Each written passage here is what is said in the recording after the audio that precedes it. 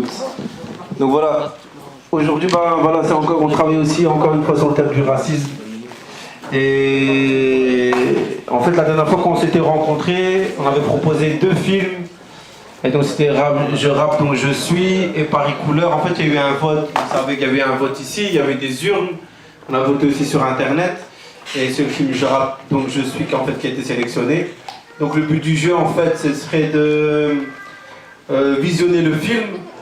Et s'il y a des passages dans le film en fait qui vous interpellent, de garder toutes les idées qui passent par la tête et d'en parler à la fin du film. D'accord? Moi je serai accompagné de Jessie Cormon, qui était là la dernière fois. Je ne sais pas si vous vous rappelez, mais voilà, le dernier débat, Jessie était avec nous. On a animé le débat. Et puis voilà. J'ai oublié une chose. Je dis beaucoup voilà, c'est-y, rigole. Ensuite, il y aura aussi open mic, et tout à l'heure aussi, il y aura aussi des petits trucs à grignoter, boire, tout ça quoi. Allez, on va rester à la fin juste pour ça.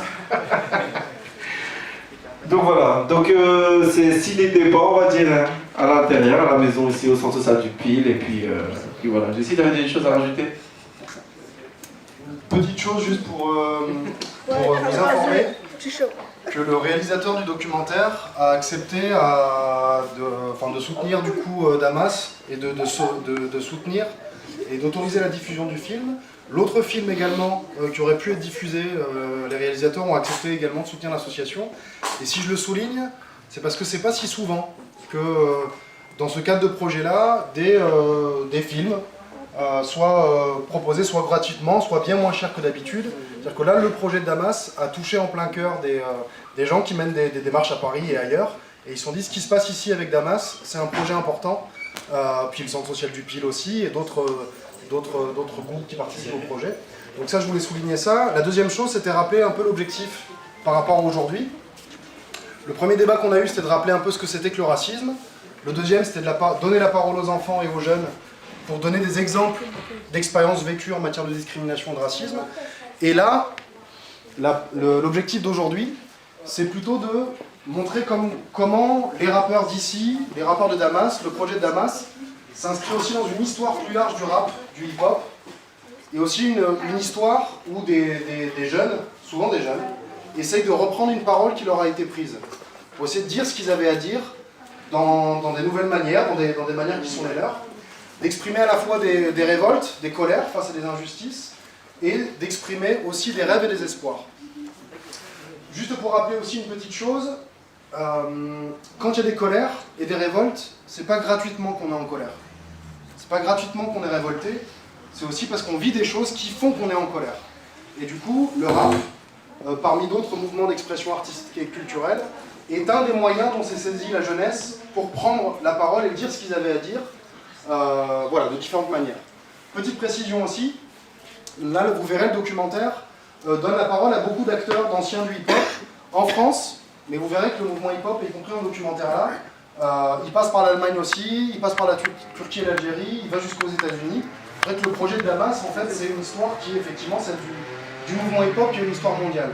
Ceux qui participent à écrire des textes, vous êtes aussi les acteurs d'une histoire mondiale. Parfois, quand on est juste dans son quartier ou dans sa ville, on a l'impression que c'est une petite histoire, et en fait, c'est un mouvement qui est bien plus large que ça.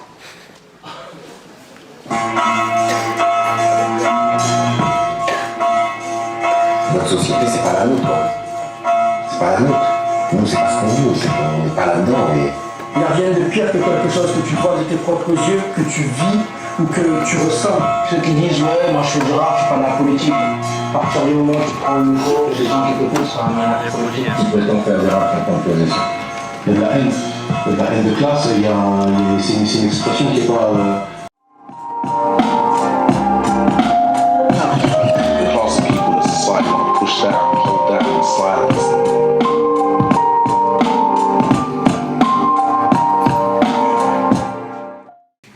Mais il faut savoir aussi que on est tous d'origines différentes, mais bon, on est de la même origine, on est d'origine humaine, d'accord? Le jour d'aujourd'hui, là c'est en 99, on est en 2016. Au jour d'aujourd'hui, vous avez les gens d'origine pauvre et les gens d'origine riche. Et il faut savoir que dans les gens d'origine pauvre, il y a de tout. Là, on vous montre des Arabes, des Noirs, des Américains, des Anglais. Mais on ne vous a pas fait montrer des gens, des Français, pas de souche, hein, des gens qui sont nés en France. Vous voyez ce que je veux dire? Et ça, dans les quartiers, on a plein. Et aussi, on fait montrer des quartiers.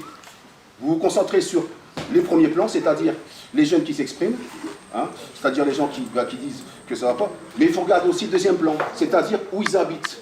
Et où ils habitent, c'est où vous habitez, où vous les enfants. Et que vos parents payent, c'est des résidences. Et quand vous voyez vos parents payent, travaillent et payent des loyers et des charges pour que ce soit des résidences et pas des cités, il faut se poser des questions. Alors au jour d'aujourd'hui, le racisme, il faut comprendre que c'est un business. Pour ceux qui profitent de la pauvreté, c'est un business. C'est simplement ça. C'est pas une question, je suis arabe, je suis noir, les Français m'aiment pas, les Français ne veulent pas qu'on s'intègre, les Arabes ne veulent pas ça. C'est des conneries, tout ça c'est des conneries. On est tous intégrés à la même société, on habite tous à Roubaix, on est tous des Roubaisiens. On est tous dans les quartiers populaires et les quartiers pauvres, on est tous d'origine pauvre. Et au jour d'aujourd'hui, ceux qui profitent de nous, ceux d'origine riche, il y a de toutes les races chez eux. Et ils s'en foutent royalement. Ils s'en foutent royalement. Quand on vient vous dire dans vos quartiers que votre voisin il y a une barbe, ou parce qu'il est noir, ou parce qu'il ne mange pas de hallouf, il faut faire attention, c'est des conneries. Parce que ceux qui profitent de vous et qui se font de l'argent sur le dos de vos parents, c'est-à-dire au niveau des salaires et au niveau des aides sociales, parce que les aides sociales, il faut savoir que vos parents touchent des aides sociales, ils vont à la CAF les chercher. Mais il faut savoir que ces aides sociales partent. En 2016, on doit éviter de parler de racisme. Parce qu'on est tous dans le même lot. Que ce soit blanc, noir, vert, rouge, jaune, il n'y a plus de racisme maintenant. Ce qu'il faut, c'est poser et faire montrer vos valeurs. Être très bien black ou arabe et être au niveau, avoir des statuts extraordinaires. Et là, ne pas inculquer le racisme. C'est un terme qu'ils ne doivent pas écouter. Parce qu'ils sont nés dans les mêmes quartiers, ils sont nés partout. C'est pas parce qu'on habite à la place du Pile que les gens du parc Barbieux, ils ne se parlent pas. Moi j'ai des collègues, ils habitent au parc Barbieux. C'est des grandes villas, c'est des grands... Mais quand on les voit, ils sont normaux. Ils ne parlent pas de racisme, ils ne parlent pas d'argent, ils ne parlent pas de rien. Si on a besoin d'eux, ils nous trouvent ici. La télé s'en occupe déjà beaucoup pour parler. Allez-y, madame. La télé s'en occupe. Il y a à tableau, et justement, il n'y a pas de Donc c'est à vous d'apprendre aux enfants. aux enfants, mais à qui, quel enfant? Mais regarde la télé, la première chose qu'on regarde, c'est la télé. Il faut passer quand même les messages en disant voilà, attention les enfants, pourquoi suivre la télé, parce que les premiers trucs qu'on voit, je suis désolée, si vous regardez la télé, la première chose qu'ils disent, oh, vol à Roubaix, agression à Roubaix, arabe, non, ça c'est un terme à pas leur inculquer. Parce qu'ils sont français à la base d'origine. C'est pas parce que... Il y a une prise de parole ici. Le problème, il vient justement de la médiatisation à cette heure-ci, je pense. On parle justement des articles journaliers, des machins, et je pense qu'on manque d'informations sur ça. Et c'est pour ça que les personnes, ils ont une vue générale sur Roubaix. Les Roubaix, moi personnellement, ça fait un moment que j'ai un Roubaix, j'ai jamais eu aucun problème sur Roubaix. Pourtant, beaucoup de médias se focalisent sur Roubaix. C'est parce que justement, il y a un manque d'informations. Et là, justement, ce qu'on donne, c'est des informations. Et je pense que justement, c'est nécessaire que les gens savent faire la part des choses entre ce que c'est racisme et comment lutter contre. Vous ne pouvez pas demander à un enfant de réfléchir comme un adulte. C'est à nous de préserver nos enfants. Vous avez des enfants, monsieur? Non. Bah, je vous souhaite d'avoir des enfants et Je l'espère aussi. Regarde ce qui est noté. Attention. Donnez la parole aux petits. C'est vrai, il y a certaines choses, il y a des événements choquants, mais je pense qu'il faut choquer parfois pour faire comprendre les choses. Vas-y. Dans les années 1980, 1990, il y avait plus d'habitants à Roubaix que maintenant. Et les riches, ils sont partis de Roubaix, ils ont laissé les pauvres, les Arabes et les Noirs ici. Non, mais les riches, ça peut être des Arabes.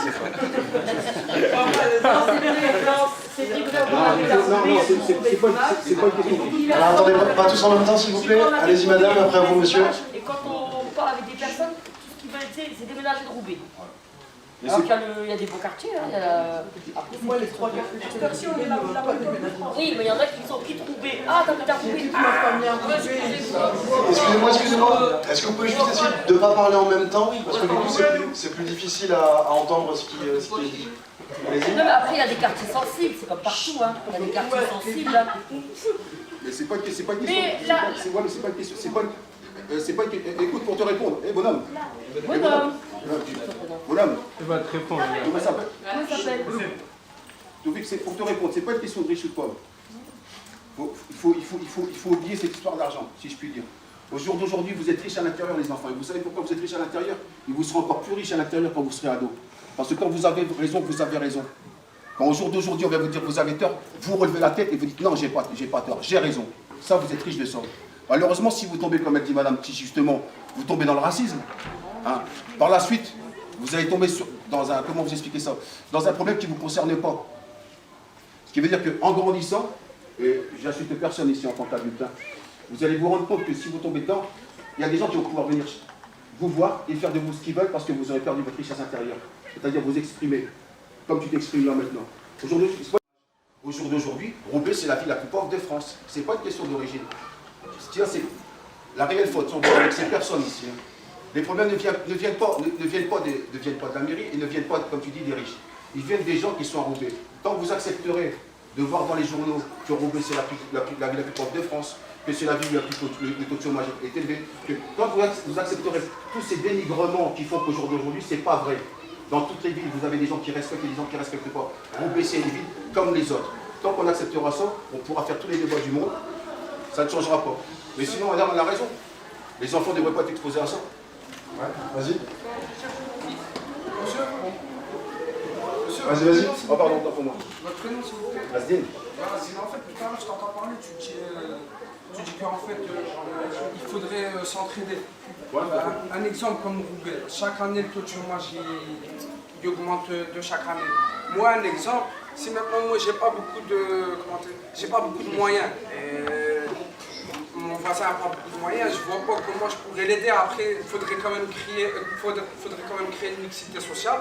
Déjà, ça c'est le 1, parce qu'un pauvre, je pense qu'il ne pourra pas aider un pauvre. Deuxièmement, je t'entends dire tout à l'heure aussi, ouais, faudrait être fier faudrait dire merci à la France, parce qu'ils donnent des APL, et ça permet d'avoir les petits permis, ça leur permet d'avoir des chambres aussi. Aujourd'hui, moi, j'ai fait des études, voilà, j'ai un bac. J'ai fait 2 années après le bac. Comment l'expliquer? Moi, je ne demande pas à être aux appels, demander de l'aide pour payer mon loyer, tout ça. Moi, d'aujourd'hui, je n'ai pas de travail. Moi, j'aimerais bien aller travailler, toucher un bon salaire, 1005. Je ne demanderais pas l'APL, l'aide et tout ce qui s'ensuit. Aujourd'hui, ce qui manque, c'est le travail. C'est ça qui manque aujourd'hui. Pour te répondre. Dans le reportage aussi, j'entends tout à l'heure l'homme dire ouais, faudrait pas être fier, faut arrêter de dire on est fier du quartier. Moi, j'ai juste à dire d'où on vient, faudrait être fier d'où on vient, parce que un exemple, quelqu'un qui réussit et qui vient d'un quartier défavorisé, faudrait qu'il explique aussi qu'il vient d'un quartier défavorisé. C'est facile de dire oh, ben, ça y est, je touche de l'argent, ben, je vais vivre dans un quartier riche. C'est pour ça tout à l'heure dans le reportage, j'ai dit ouais, faut arrêter de dire qu'on est fier qu'on vient d'un quartier. Moi, il y a plusieurs gens qui viennent de quartiers qui ont réussi. Dans ce cas-là, il faut l'affirmer de dire qu'on vient dans un quartier. Je suis d'accord avec toi. Maintenant, regarde, sur le fait que tu me dis voilà, pour les gens, il faut qu'ils s'entraident. Tu me dis par toi-même qu'on n'a pas le moyen de s'entraider. Un pauvre ne peut pas aider un pauvre. Justement, c'est là où vous avez tort. Parce que la vraie richesse des pauvres, elle est à l'intérieur. Parce qu'il faut savoir que si on est pauvre, et encore évidemment, comprenez-moi, je ne parle pas des riches, je ne suis pas raciste contre les riches.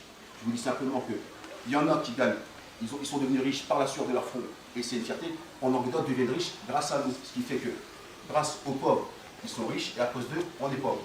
Et au jour d'aujourd'hui, quand tu me dis, c'est ça que je ne peux pas accepter depuis 6 ans, moi je suis sur Roubaix, je ne peux pas accepter de croiser des gens qui tous les jours se réveillent le matin, vont travailler, se disent que demain ils feront mieux avec le peu qu'ils ont aujourd'hui. C'est une force, c'est une richesse. Moi, je ne veux pas accepter les gens se sous-estimer devant des gens qui ne savent pas tenir une perceuse et qui viennent chercher leurs aides sociales. Pour revenir aux aides sociales, il faut bien comprendre que aide sociale, ça veut dire ce que ça veut dire. Ça veut dire que c'est pour nous aider à vivre en société. S'il n'y avait pas les aides sociales, comme maintenant, on se déchire tous. On donne à des gens comme toi, tu me dis, cherche un travail. Actuellement, je ne sais pas si tu as des aides sociales. Non, pour l'instant, je vais toucher. Tu vas finir par en toucher.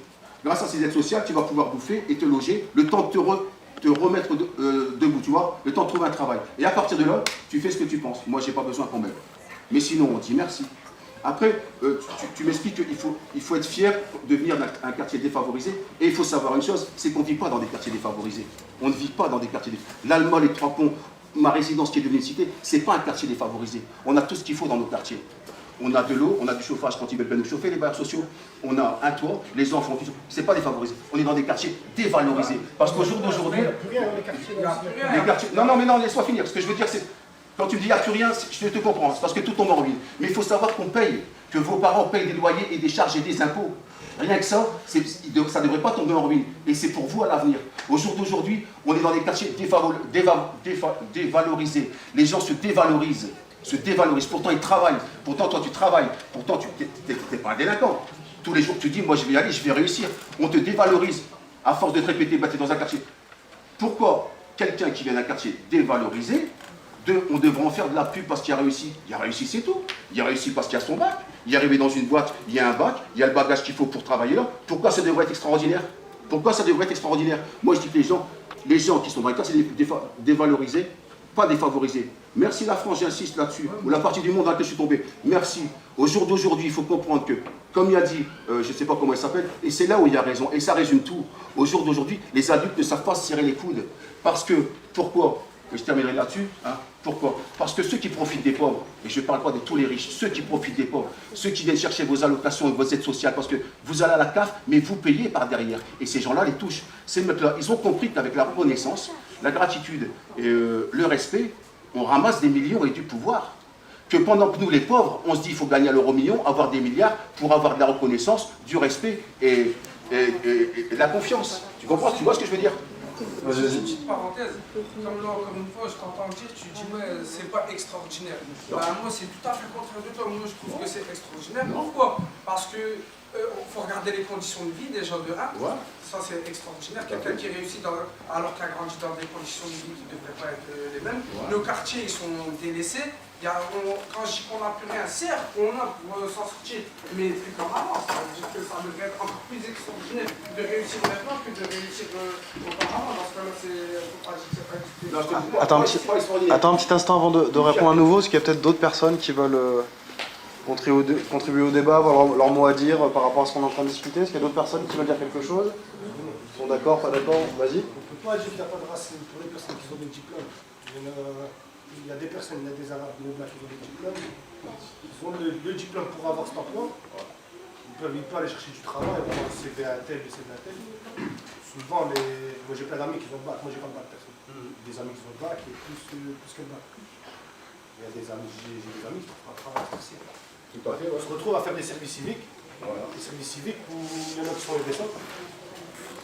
Et ça, les RSA et tous les autres, pour moi, ça endort les gens. Et ça s'appelle. Ça endort beaucoup les gens. Et ça, début du mois, 15 du mois, ils travaillent. Et ça s'appelle de la discrimination sociale, plus raciale. C'est la discrimination sociale. Il faut savoir que c'est une discrimination sociale qui est en train de se faire. Au jour d'aujourd'hui, comme j'essaie d'expliquer tout à l'heure à madame, et tu as raison là-dessus à 100%, et je vais te rejoindre sur ce que tu disais, il y a des gens qui sont dans les quartiers populaires, les quartiers dits populaires, les gens dits pauvres. Vous n'êtes pas pauvres. Sur notre compte en banque, on est pauvre. Là-dedans et là-dedans, on n'est pas pauvre. Et ça, il ne faut jamais le donner. Parce que sinon, on se retrouve dans des débats qui finissent jamais. Au jour d'aujourd'hui, quand tu dis, il y a des gens qui sont dans les quartiers populaires, ils ont le bac. Ils ont le bac, plus 15, plus 20. Et où ils se présentent, ils ne sont pas pris. Moi, je connais même, pour vous dire que ce n'est pas une question de racisme, je connais même des Français qui vont ailleurs, en dehors de Roubaix, et qui n'ont pas de travail parce qu'ils habitent à Roubaix. Les Français. Et au jour d'aujourd'hui, quand tu dis c'est pas extraordinaire, tu as raison, on dira que c'est une fierté. Parce que c'est vrai qu'on se met à la place d'un type qui est dans des conditions pas possibles. Alors que, je répète, ses parents payent des impôts, ses parents travaillent, sont honnêtes, et réussissent à avoir un super boulot. C'est une fierté. Mais c'est pas extraordinaire. Parce qu'un mec qui a été à l'école, qui a eu le bac, et qui a fait tout pour avoir, et qui a été honnête, c'est pas extraordinaire. C'est une fierté, mais ce n'est pas extraordinaire. Mais dans nos écoles, on est souvent sur le thème. Bah c'est super. Bah c'est super. Sur nous, c'est cool, non? Dans certaines écoles, on n'aura pas le même niveau que le niveau des autres personnes que tu vois en face de toi, c'est à toi de le voir. Maintenant, si tu te considères, tu bottes. Enfin, quand je dis tu, je parle en général. Les quartiers populaires en Roubaix, les quartiers pauvres ou les quartiers populaires, des gens qui travaillent, qui ne sont pas forcément pauvres. C'est 2 fois plus important le chômage. Donc tu as raison, c'est bien une question de milieu social, de classe sociale, etc. Mais, en tout cas, moi je me permets de le rappeler quand même, il ne faut pas qu'on fasse comme si le racisme et les discriminations, ça n'existait pas. Ça existe. Dans une enquête qui a été faite il n'y a pas longtemps par des chercheurs, l'enquête Théo, Trajectoire et Origine, ils ont essayé de comparer les taux de chômage chez les jeunes ou chez les habitants en fonction des origines. Et le taux de chômage pour ceux qui sont d'origine algérienne, marocaine, sénégalaise, etc., il est 2 fois plus important. Ça veut pas dire que les gens, eux, sont moins bons pour trouver du travail. Ça veut bien dire qu'il y a du racisme dans l'accès à l'emploi. Et là, c'est délicat parce que si tu es enfant d'ouvrier, c'est plus dur d'accéder à l'emploi. Mais si tu es enfant d'ouvrier et en plus que tu subis le racisme et la discrimination, c'est pas qu'une impression dans la tête, t'as raison. Dire comme même moi quand j'ai le bac ou quand j'ai des niveaux d'études, c'est concrètement plus galère de trouver. Et du coup, je pense qu'il faut qu'on fasse attention à ça. Ça suffit pas de parler que du racisme pour expliquer les galères des gens. Parce que comme tu dis, il y a aussi des gens... Un résumé sur les aides sociales. Je voudrais juste donner mon point de vue à moi. Vas-y. Moi, je l'ai dit tout à l'heure, j'ai fait des études. Bref, je suis marié, tout ça. J'ai moins de 25 ans. Moi, au jour d'aujourd'hui, on dit aide sociale, merci la France, aide sociale, aide sociale. Moi, aujourd'hui, je bénéficie d'aucune aide sociale. Donc, ça veut dire, entre guillemets, pour l'instant, je suis dans la merde. Deuxièmement, il n'y a pas de travail, donc ça veut dire que je suis doublement dans la merde. Et troisièmement, si je ne dorme pas tous les jours, je suis troisièmement dans la merde. Donc,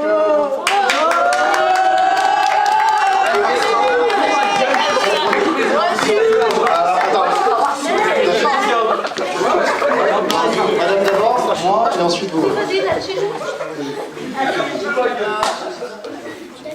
Non, sincèrement, on va être honnête. Tu vas aller au bled demain. Tu vas vivre au bled demain. Tu as accès à tous les soins que tu as ici en France. Demain, tu fais un accident. Vous l'avez tous entendu, le petit Tourcoing qui a fait un accident rien qu'en Thaïlande et qu'il fallait rapatrier avec autant de millions.